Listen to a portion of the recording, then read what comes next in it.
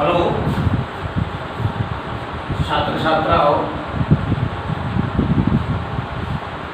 आज संस्कृत व्याकरण में हम आपको पढ़ाने जा रहे हैं समास प्रकरण।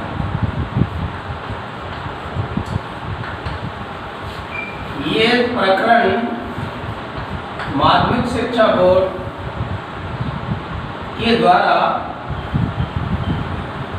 आपके पाठ्यक्रम में 3 अंक का निर्धारित किया गया है, जिसमें आपके लिए प्रश्न दिया जाएगा अदो लिखिका नाम पदा नाम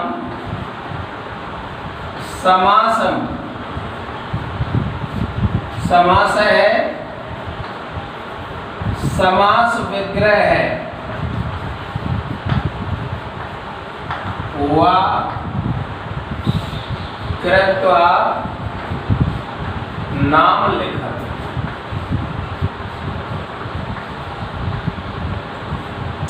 नीचे लिखे हुए पदों का समास या समास विग्रह करके नाम लिखें। जैसे आपको ये दे दिया, मोहन है से सोहन है से क्रीडत है। नंबर 2, सीता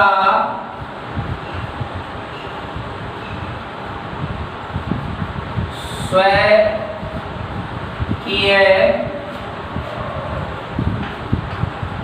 मतिम अनतिक्रम्य कार्यम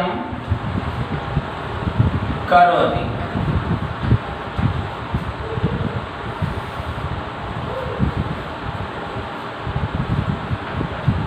नंबर 3,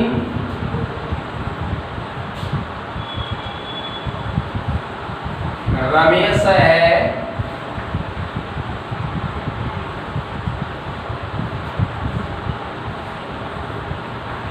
सविस्मयम् हसति।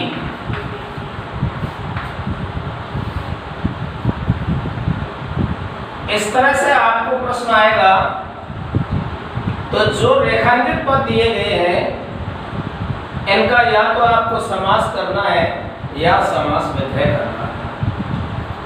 तो विद्यार्थियों, सबसे पहले हम चैप्टर की शुरुआत में चलते हैं कि समास जो शब्द है वो शब्द कैसे बना। तो समास शब्द कैसे बना? धातु है अस, उसके पहले उपसर्ग लगा हुआ है सम, और घय प्रत्यय लगा हुआ है। घय प्रत्यय का शेष बचता है।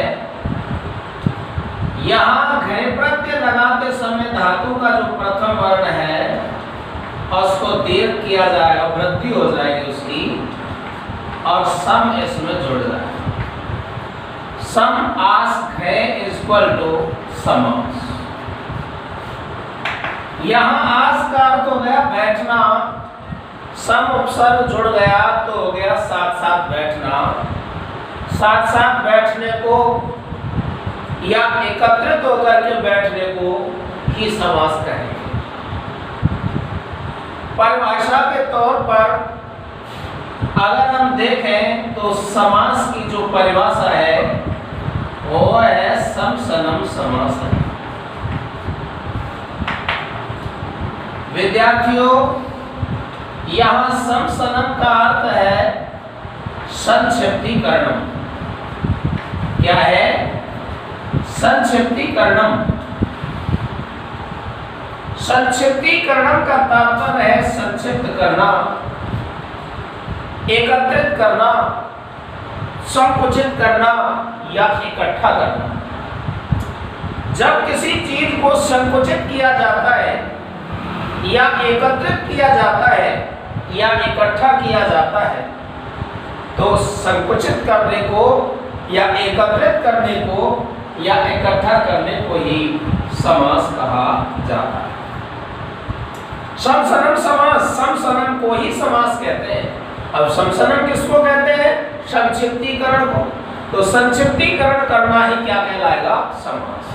लेकिन संक्षिप्त करने के लिए हमें यहाँ पदों की आवश्यकता होगी।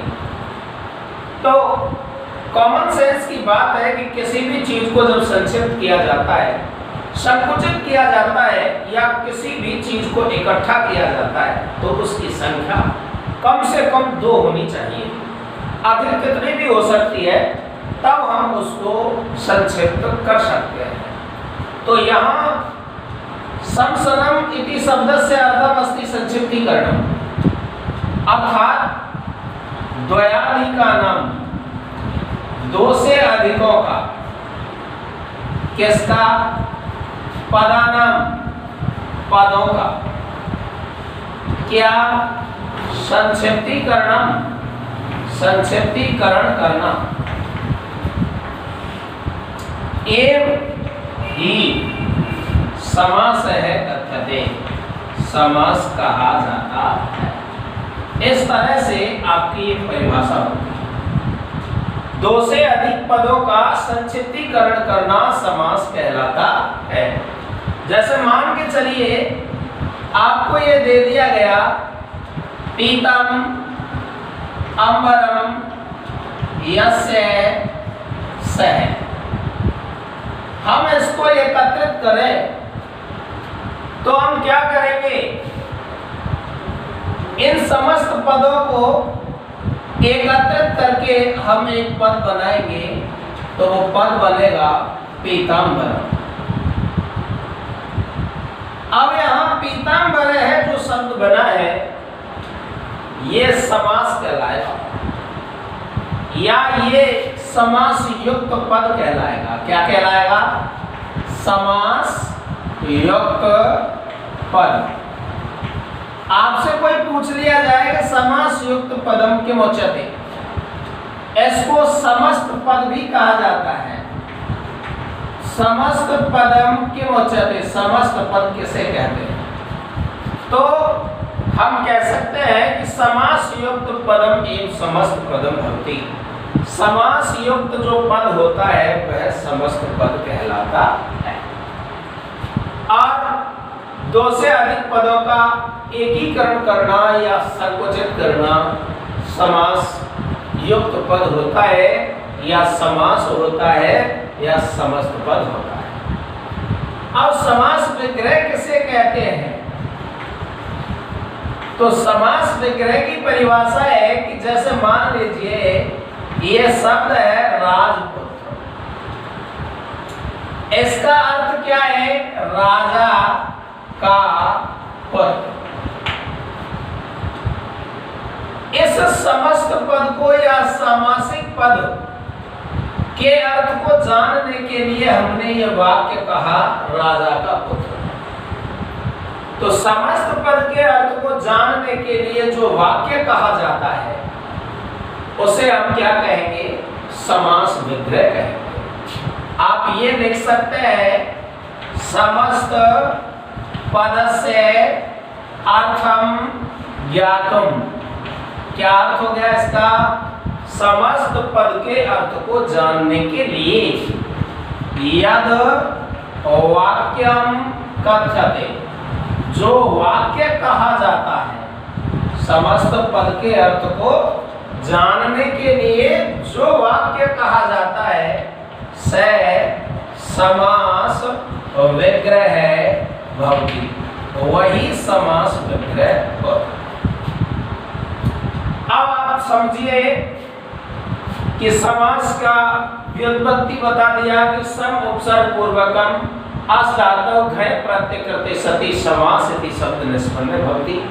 सम उपसर्ग युक्त अस धातु में जब घय प्रत्यय लगाते हैं तो समास शब्द बनता है।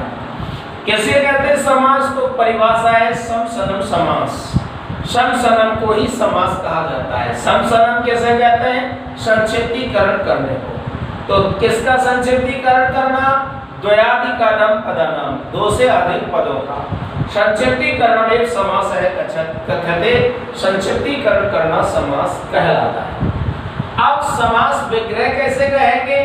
तो समास विग्रह कहते हैं किसी भी समस्त पद के अर्थ को जानने के लिए जो वाक्य कहा जाता है। तो हम कहेंगे समस्त पदस्य अर्थं ज्ञातुम यद वाक्यम कथ्यते स समास विग्रह भवति। समस्त पद के अर्थ को जानने के लिए जो वाक्य कहा जाता है वह समास विग्रह होता है। जब हम समास विग्रह करते हैं तो उस समय दो पद होते हैं।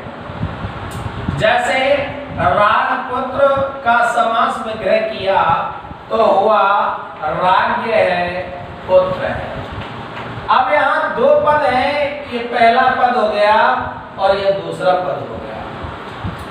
तो पहले वाले पद को हम पूर्व पद कहेंगे और दूसरे वाले पद को हम उत्तर पद कहेंगे। इसको उत्तर पद कह लें या द्वितीय पद कह लें। ऐसे ही इसको पूर्व पद कह लें या इसको प्रथम पद कह लें। समास विग्रह करने पर दो पदों की प्राप्ति होती है। पहला पद पूर्व पद या प्रथम पद कहलाता है, दूसरा पद उत्तर पद या द्वितीय पद कहलाता है। अब पढ़ेंगे समासस्य प्रकाराणि। समास के प्रकार या भेद। समास कितने प्रकार के होते हैं? तो समास मूल रूप से 4 प्रकार के होते हैं। कौन कौन से होते हैं? नंबर 1 अव्ययीभाव समास।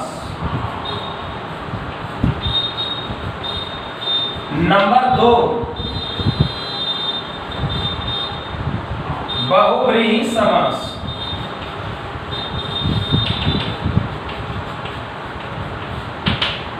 नंबर 3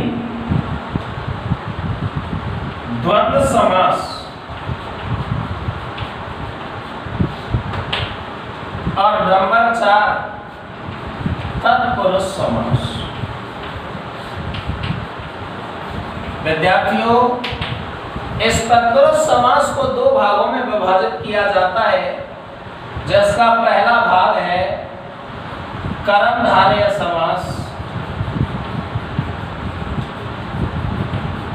और दूसरा भाग है द्विगु समास।